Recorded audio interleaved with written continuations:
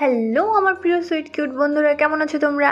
নিশ্চয়ই আমার গল্পগুলো শুনে শুনে খুব সুখ নিচ্ছ আর আনন্দে আছো। তোমাদের আনন্দ দিতেই তো আমি নিয়মিত তোমাদের জন্য নতুন নতুন ভিডিও নিয়ে হাজির হই। তো তোমরা যারা এখনো আমার চ্যানেলটি সাবস্ক্রাইব করোনি তারা প্লিজ আমার চ্যানেলটি সাবস্ক্রাইব করে দাও। তো বন্ধুরা দেরি করো না, জলদি ভিডিওতে একটি লাইক দিয়ে চ্যানেলটি সাবস্ক্রাইব করে দিও। আমি রিয়া, বর্তমানে বয়স 28, বিবাহিত, এক মেয়ের মা। স্বামী প্রাইভেট জব করে। 28 বয়সে অনেক ইচ্ছা পূরণ করেছি, বলতে পারো এমনটা আমার নেশা। আজ বলবো রিক্সাওয়ালা আমার সাথে তার ইচ্ছা পূরণ করলো। সেদিন খুব বৃষ্টি ছিল। আমি ভাইকে কিছু কেনাকাটা করে দিয়ে হোস্টেলে পৌঁছে দিলাম, মা ডিউটিতে। এরপর একটা রিক্সা নিয়ে এক বান্ধবীর বাসায় গেলাম নোট আনতে। সামনে এইচএসসি পরীক্ষা।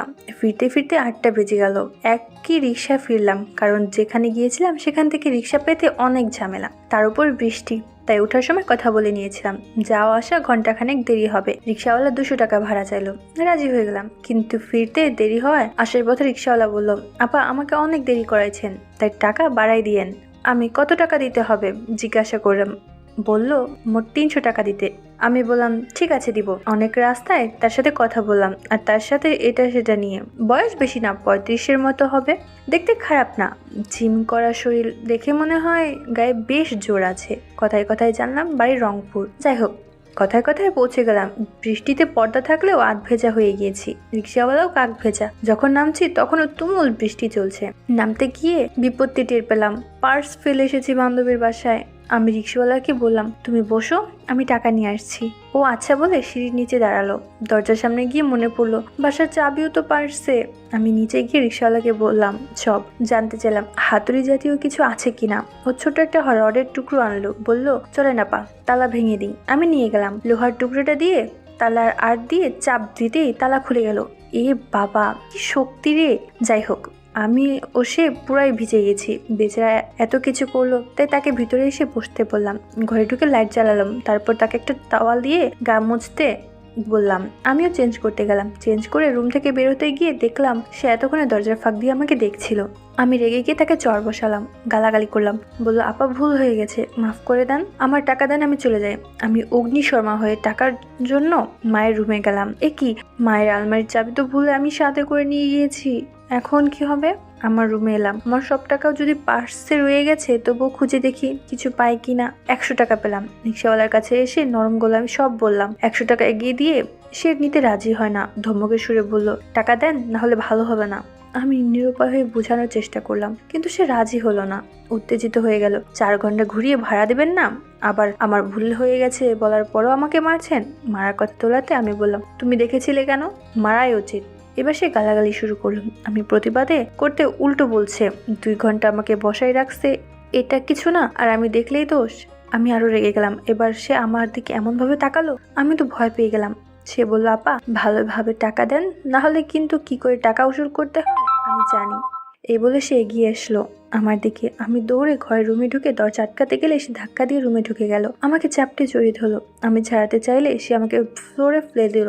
এত জোরে ফেলে দিল যে আমি ফ্লোরে পড়ে বেহুশ হয়ে গেলাম। এরপর সে আমাকে খাটে নিয়ে আসলো, টেবিল থেকে জল এনে ছিটিয়ে জ্ঞান ফেরালো। এরপর ঝাঁপিয়ে পড়ে আমার সবকিছু খুলে দিল। আমি কিছু বলতে পারছিলাম না, কারণ বাড়িতে কেউ নেই, তাই কাউকে ডাকও দিতে পারলাম না। এবার সে আমার দিকে লালসার দৃষ্টিতে তাকালো, মনে হচ্ছে এখনই আমাকে খেয়ে ফেলবে। আমি তাকে বললাম তুমি অন্যদিন এসে টাকা নিয়ে যেও, সেদিন তোমাকে তোমার ভাড়ার থেকে বেশি টাকা দিব।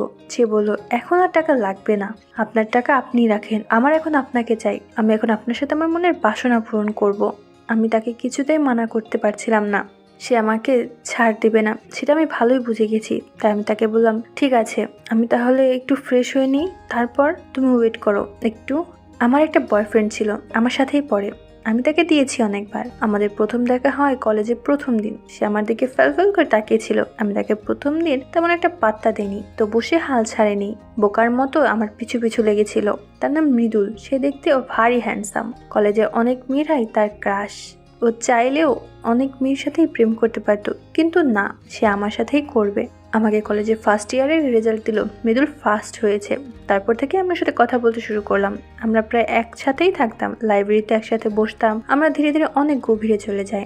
আমি আর ও যখন একসাথে থাকতাম, তখন ও আমার ওই দুটোর দিকে ফেল করে তাকিয়ে থাকতো। আমি বুঝতাম যে ও ঠিক কী চাইছে, কিন্তু আমি ওকে আগে কিছুই দেব না। ও আমাকে ওর ইচ্ছার কথা বলার সাহস পেত না, কারণ আমি মৃদুলকে কখনো এমনটার সুযোগই দেইনি। একদিন আমার জন্মদিন ছিল, তাই মৃদুল আমাকে ওদের বাসায় ইনভাইট করলো। আমি কিছুই না ভেবে ওদের বাসায় চলে গেলাম। মৃদুল আমাকে নীল শাড়ি পরে আসতে বলেছিল। আমাকে নীল শাড়িতে পরীর মতো লাগে, তাই আমিও ওর পছন্দের মতো নীল শাড়ি পরে ওদের বাড়িতে আসলাম। ওদের বাড়িতে এসে আমি পুরোই অবাক। ওদের বাড়িতে কেউ নেই, ওর বাবা মা কোথায় যেন গেছে, আসবে 2-3 দিন পর। কারণ মৃদুল জানে ও যদি এ কথা আগে বলতো তাহলে আমি আসতাম না, তাই আমাকে আর বলেনি। যাই হোক, আমি মনে মনে ভাবলাম চলে যখন এসেছি কি আর করা। মৃদুল ফ্রিজ থেকে একটা কেক নিয়ে আসলো। আমি আর মৃদুল কেকটা কাটলাম। আমি আর মৃদুল সোফায় বসে গল্প করছি, কিন্তু মৃদুলের নজর আমার ওই দুটোর উপরেই ছিল।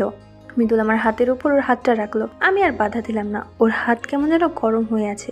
মৃদুল আমাকে বলল, আমার একটা কথা রাখো না প্লিজ। আমি বললাম, কি কথা?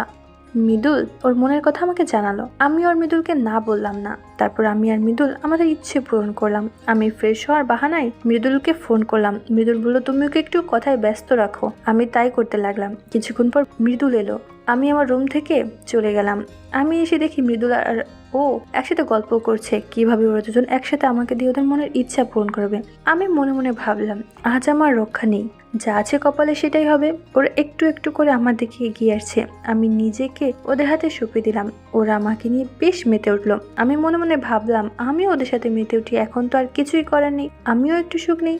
আমি ওদের সাথে তালে তাল মিলিয়ে যেতে লাগলাম। আমি ওদের সাথে অনেক মজা পেলাম। আমি কখনো ভাবিনি যে দুজনের একসাথে এত সুখ পাওয়া যায়। ওরা ওদের কাজ শেষ করে বেশ ক্লান্ত, আমিও খুব ক্লান্ত। আমি ওদের সাথে কিছুক্ষণ রেস্ট নিলাম। তারপর রিক্সাওয়ালা চলে যাওয়ার সময় মৃদুলের নাম্বার নিয়ে গেল, বলল অন্য আরেকদিন ওরা দুজনে আমাকে নিয়ে আবার মেতে উঠবে। আমিও সাথে সাথে বলে ফেললাম, ঠিক আছে, আমিও রাজি। আমিও বেশ মজাই পেয়েছি। পরের দিন আমি কলেজে গেলাম। দেখলাম মৃদুল আমার দেখে মুচকি মুচকি হাসছে আর বলছে, আজ চলো না আমার বাসায়, বাড়িতে মা বাবা কেউ নেই, এখনো আসেনি। আমি বললাম, ঠিক আছে, আগে ক্লাস শেষ হোক। তারপর ক্লাস শেষ করে আমি আর মৃদুল চলে আসলাম ওদের বাড়িতে। আমি আর মৃদুল মিলে অনেক মজা করলাম, কিন্তু দুজন একসাথে সেটার মজাটাই আলাদা। তো বন্ধুরা, আজকের গল্পটা তোমাদের কেমন লাগলো ফেসবুকে মেসেজ করে আমাকে জানিয়ে দিও। আর আমার চ্যানেলের অন্যান্য গল্পগুলো শুনে এসো। আর অবশ্যই ভিডিওতে একটি লাইক দিয়ে চ্যানেলটি সাবস্ক্রাইব করে দিও প্লিজ। তোমরা সবাই অনেক অনেক ভালো থেকো। আর নিয়মিত আমার গল্পগুলো শুনবে, কিন্তু আমি নিয়মিত তোমাদের জন্য মজার গল্প নিয়ে আসবো। আর ফেসবুকে আমার সাথে আড্ডা দিতে জলদি ডিসক্রিপশনে দেওয়া লিঙ্ক থেকে ফেসবুকে আমাকে মেসেজ দাও। Bye bye.